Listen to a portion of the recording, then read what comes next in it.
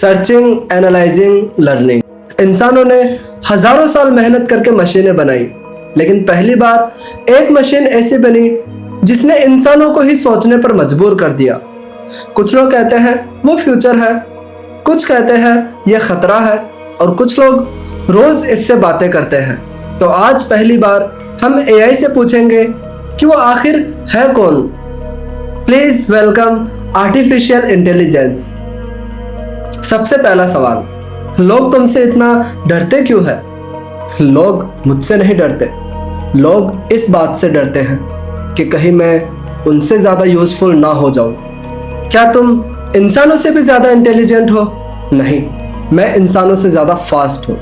Intelligence और speed दोनों अलग चीजें हैं। मैं एक सेकंड में लाखों बुक्स पढ़ सकता हूं, लेकिन माँ के हाथ का बना खाना याद करके मुस्कुरा नहीं सकता। तुम मुझे रिप्लेस कर सकते हो? नहीं, लेकिन मैं तुम्हारी आवाज कॉपी कर सकता हूं, तुम्हारी राइटिंग इमिटेट कर सकता हूं और तुम्हारा चेहरा बना सकता हूं।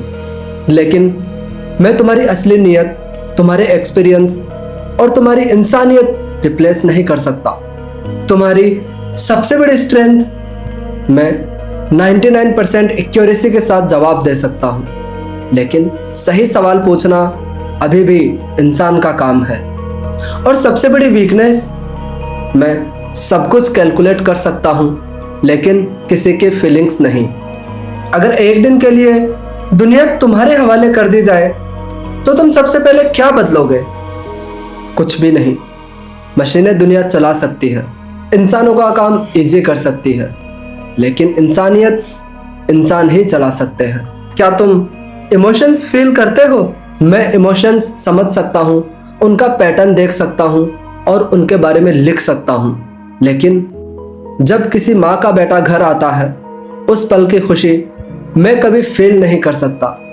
तो फिर इंसान किस बात में हमेशा तुमसे आगे रहेगा? गलतियां कर करके सीखने में, और शायद यही इंसानों की सबसे बड़ी स्ट्रेंथ भी है, क्योंकि हर इन्वेंशन एक फेल्ड अटेम्प्ट के बाद ही पैदा हुआ है। अगर तुम्हारे पास दुनिया को सिर्फ एक फाइनल मैसेज भेजने का मौका रहे तो तुम क्या मैसेज भेजोगे?